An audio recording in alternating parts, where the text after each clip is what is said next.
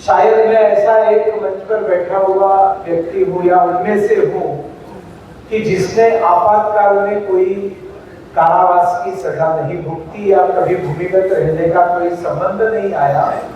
इसका कारण 1975 में 10 साल का था, 5वीं कक्षा में पढ़ता था।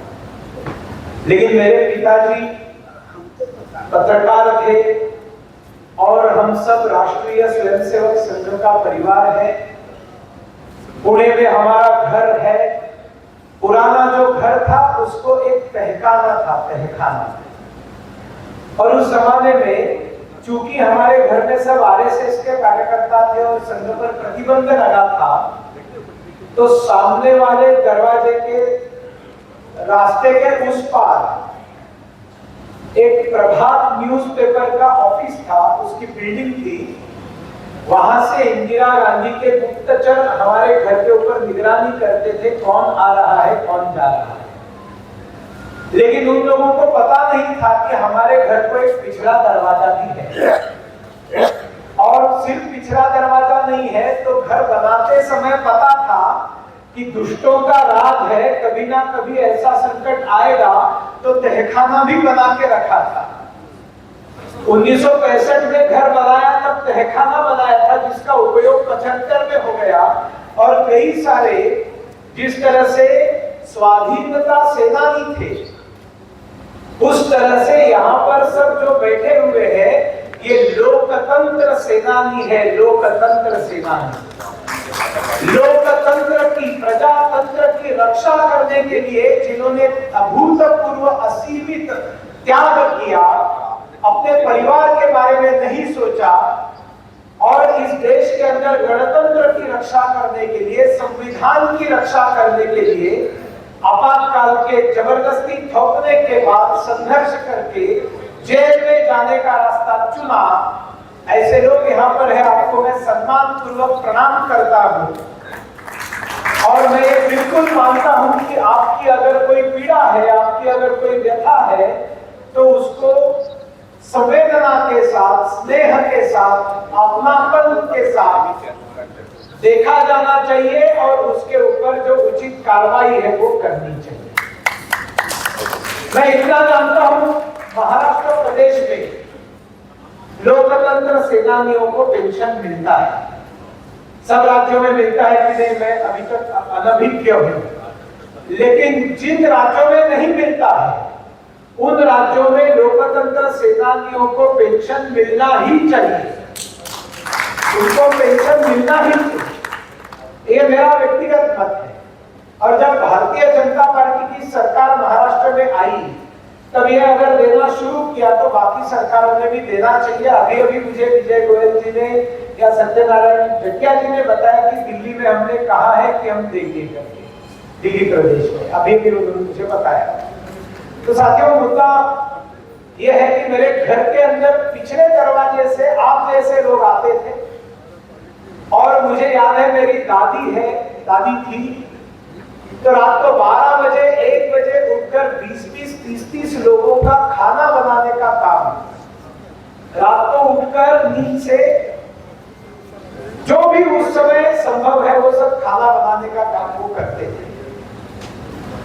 ऐसी हजारों महिलाएं हैं जिन्होंने त्याग किया है, वो जेल में नहीं गई है, लेकिन उन्होंने पीड़ा उठाई है, उन्होंने कष्ट उठाया है, उन्होंने संकट झेले हैं। क्योंकि जब इकलौता कमाने वाला पति जेल में गया है, तब परिवार को संभालने का काम कौन करेगा? परिवार की देखरेख कौन करेगा? बच्चों का लालन पालन, घर के अंदर आने वाला जो पैसा है, कमाने वाला व्यक्ति अगर जेल में गया है, ऐसे समय जो अभूतपूर्व त्याग और बलिदान उस समय के महिलाओं ने किया है, उन महिलाओं को भी आज मैं यहाँ पर वंदन करता हूँ, उनका अभिनंदन करता हूँ। एक तो परोक्ष लोकतंत्र सेनानी है और वो अपरोक्ष लोकतंत्र सेनानी है जिन्होंने अपने घर को बचाने का काम, संभालने का काम और अपने पति को जेल के अंदर चिंता ना हो कि आप चिंता मत करो, आप एक मूल्यों के लिए जेल के अंदर गए हैं, अपने विचारों के खातिर आपने बलिदान दिया है, हम आपके साथ हैं, मैं परिवार संभालूंगा। होगी, आप निश्चिंत रहिए। इस भावना के साथ जिन महिलाओं ने त्याग किया है, उनका त्याग भी वंदनीय है और उनको भी आज मैं वंदन करता हूं। मार्च के 1971 में इंदिरा गांधी जी रायबरेली लोकसभा से चुनाव जीत जाती है और अप्रैल 1971 में उनके सामने जो प्रत्याशी थे राजनारायण जी, वो कोर्ट में जाता है और इलाहाबाद हाईकोर्ट में ये कहते हैं कि इंदिरा जी ने जो चुनाव लड़ा है उसमें उन्होंने सरकारी तंत्र का गलत ढंग से उपयोग किया है और इलाहाबाद हाईकोर्ट का 12 जून 1975 को निर्णय आता है और उस समय जो ऐतिहासिक फैसला जस्टिस जगन मोहन लाल सिन्हा जी इंदिरा जी को कहते हैं अपने फैसले में कि आपने चुनाव में भ्रष्ट आचरण और सरकारी मशीनरी का दुरुपयोग किया है, आप दोषी हैं और इसलिए आपका चुनाव अमान्य है। देखिए क्या हिम्मत है, ये भारतवर्ष है। इस भारतवर्ष में एक न्यायाधीश प्रधानमंत्री को बताता है कि आपका चुनाव अवैध है, आपने गलत प्रैक्टिस से सरकारी तंत्र का गलत उपयोग करके चुनाव लड़ी है, आप जीती है और इसलिए आपका चुनाव इनवैलिड है और इसलिए आपको 6 साल तक वापस चुनाव लड़ने का अधिकार नहीं है। Prime minister is denied of contesting election for 6 years and his election was termed as invalid by High Court of Allahabad. Great decision। पहले तो इस डिसीजन के लिए आप सब लोगों ने एक बार तालियां बजा दीजिए। इंदिरा जी चली जाती है सुप्रीम कोर्ट और सुप्रीम कोर्ट में 24 जून मतलब आज से 50 साल पहले एक दिन 24 जून 1975 को सुप्रीम कोर्ट उसको आंशिक राहत देता है। आंशिक राहत मतलब सुप्रीम कोर्ट बताता है कि इंदिरा जी आप सांसद के नाते वोट नहीं कर सकेगी, आप प्रधानमंत्री रह सकती है जब तक ये मुकदमा चलता रहेगा, इसको आंशिक राहत।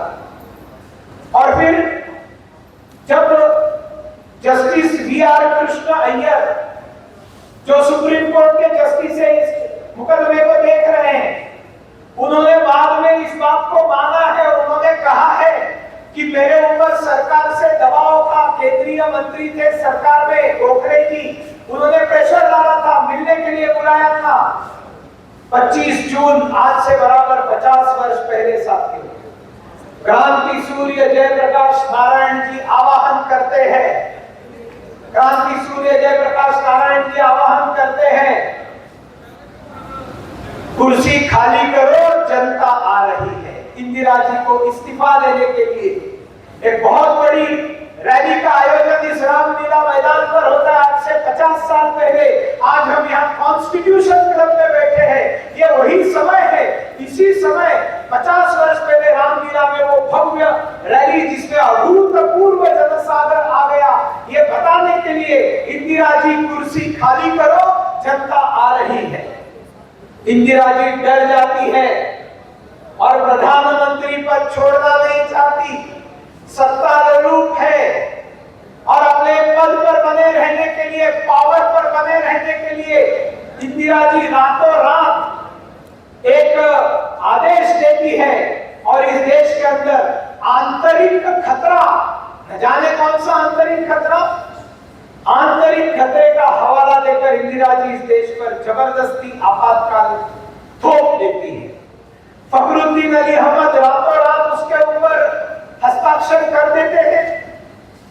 जैसे कि पहले वक्ताओं ने बताया कि इसके बारे में राष्ट्रपति कोई प्रश्न नहीं पूछते उनसे कि क्या आप मुझसे सिग्नेचर ले रहे हो, आपने मंत्रिपरिषद से बातचीत की है, कोई बैठक हुई है, कुछ नहीं। इंदिरा जी चाहते हैं, इंदिरा जी चाहती है कि आपातकाल लगाओ, देश को कारावास में तब्दील करो, वो कर डालते हैं।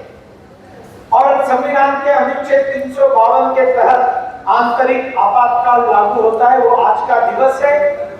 सभी नागरिकों के अधिकार, स्वतंत्रता और संवैधानिक सुरक्षा को निलंबित किया जाता है। अनुच्छेद 19 के अंतर्गत भाषण देने का अधिकार नहीं, विचार अपने रखने का अधिकार नहीं, गोष्ठी संगोष्ठी करने का अधिकार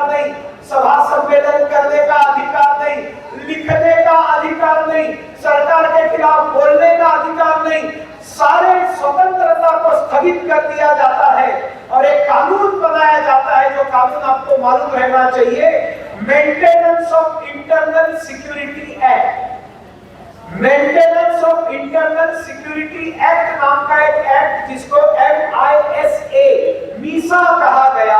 ये मीसा क्या है? जेठिया जी आपको हम उठा रहे हैं, जेल में डाल रहे हैं। जेठिया जी पूछ रहे क्या मेरा गुनाह क्या है, मेरे ऊपर चार्जेस क्या है, चार्जशीट है क्या, वारंट है क्या?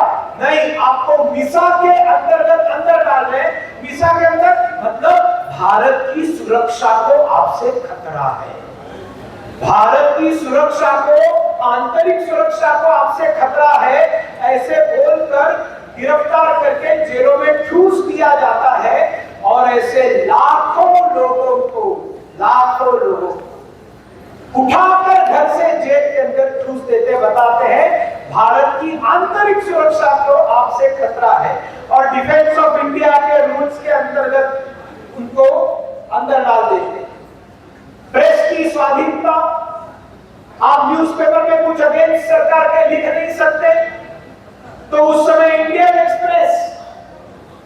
एक्सप्रेस और स्टेट्समैन, याद रखिए, ये दो न्यूज़पेपर ऐसे थे कि जिन्होंने अपना एडिटोरियल, संपादकीय जो कॉलम है उसको ब्लैंक छोड़ दिया और उन्होंने निषेध किया कि आप हमारी आवाज को दबा रहे हैं, हम कुछ नहीं लिखेंगे और हम कुछ नहीं लिखेंगे, यही जनता को संदेश होगा कि हमारी आवाज दबाई जा रही है। ये कोई कार्टून नहीं निकल सकता, कोई रिपोर्ट नहीं दे सकता। आपको कुछ छापना है तो पहले सरकार को दिखाओ, सरकार करेगी। सरकार के पक्ष में है तो छापो, सरकार के अपोज में है तो नहीं छापो। आपको अगर कुछ लिखेंगे तो जेल में डाल देंगे। ये आपातकाल लगाने के बाद 1976 में इंदिरा जी हमारे संविधान के साथ फिर एक बार खिलवाड़ करती है और जिसमें लिखा हुआ है भारत एक संप्रभु लोकतंत्र गणराज्य है। ये जो लिखा है उसको बदलकर वो कहती है समाजवाद और धर्मनिरपेक्षता, ये दो शब्दों को वो जोड़ती है। समाजवाद से किसी को कोई समस्या होने का कोई कारण नहीं, लेकिन धर्मनिरपेक्षता, भारत में धर्मनिरपेक्षता शब्द की आवश्यकता ही नहीं थी। डॉक्टर बाबा साहेब अम्बेडकर जी ने कभी भी संविधान में धर्मनिरपेक्षता शब्द को, सेक्युलरिज्म शब्द को नहीं लाया था। हम सबको मालूम होना चाहिए, आपातकाल के समय इंदिरा जी ने इस शब्द को जबरदस्ती डाला था और उन्होंने डॉक्टर बाबा साहेब अम्बेडकर जी का अपमान किया था। उच्च न्यायालयों में न्यायिक समीक्षा की शक्ति को लिमिट कर देते, न्यायालयों के ऊपर भी पाबंदियां, न्यायालयों के ऊपर भी कि आप ज्यादा बोलो मत, ज्यादा सोचो मत, ज्यादा सोचोगे तो आप भी जेल में चले जाओगे। और ऐसे मौलिक अधिकारों को का दमन करके, जनता का गला घोटकर, संविधान का गला घोटकर सारे देश को कारावास में बदलने का एक भयानक पीरियड हमारे भारत ने देखा। और इस क्या हो गया, मैं मुझे रुकने के लिए नहीं कहा था आपने, हाँ ठीक है, बहुत अच्छा है।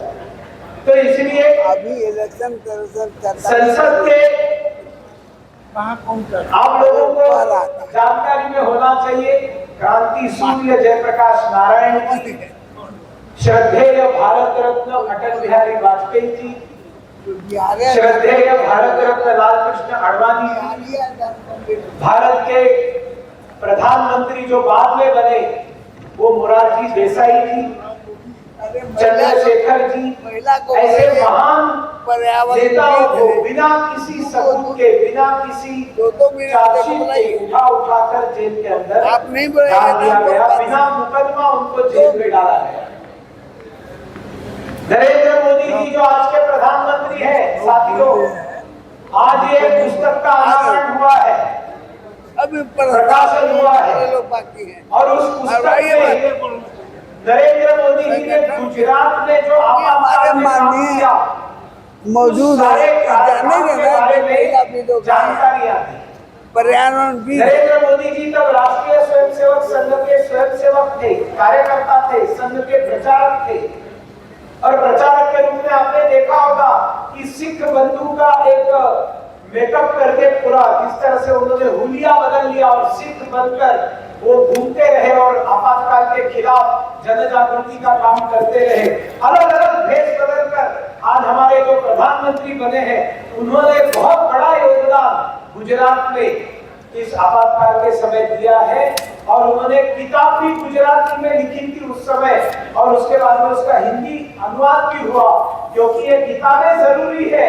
क्योंकि उस समय जो घटनाएं घटी वो उस समय अगर लिखकर नहीं रखेंगे तो लोग भूल जाते हैं, और तुम भूल न जाओ उनको, इसलिए कही ये कहानी।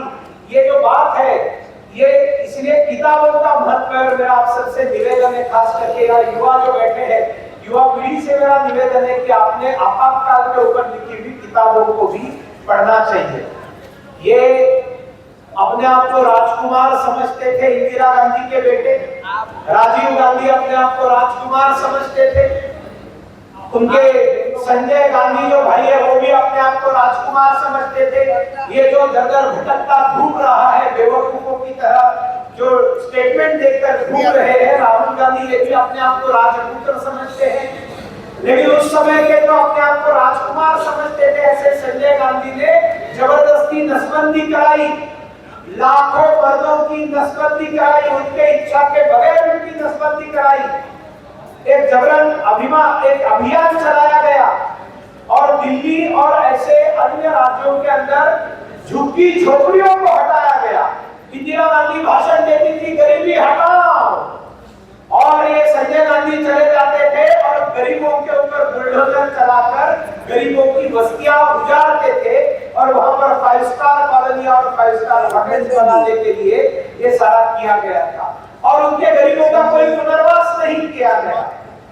अभी 2 मिनट दे लो, हम बोल आपकी जानकारी के लिए बात कर रहे हैं। महाराष्ट्र से आए हैं, महाराष्ट्र से आए, जल्दी से खत्म। मैं तुरंत समाप्त करूंगा, बिल्कुल 2 मिनट में आपकी बात को मैं समाप्त करूंगा। देखिए, इंदिरा जी की सरकार ने, ये बात आप गौर से सुनिए, गौर से सुनिए, 1966 से 1977 मतलब कितने वर्ष हुए? 11 वर्ष हुए। और इन 11 वर्षों में आर्टिकल 356 का उपयोग करके 39 सरकारों को उड़ा दिया। ये आर्टिकल 356 क्या है? प्रधानमंत्री ने साइन की, मान लीजिए आंध्र प्रदेश की राज्य सरकार है, बर्खास्त कर दी, फिर चुनाव। ऐसे 11 साल में कितने बार संविधान की हत्या की इंदिरा जी ने? 39 सरकारों को।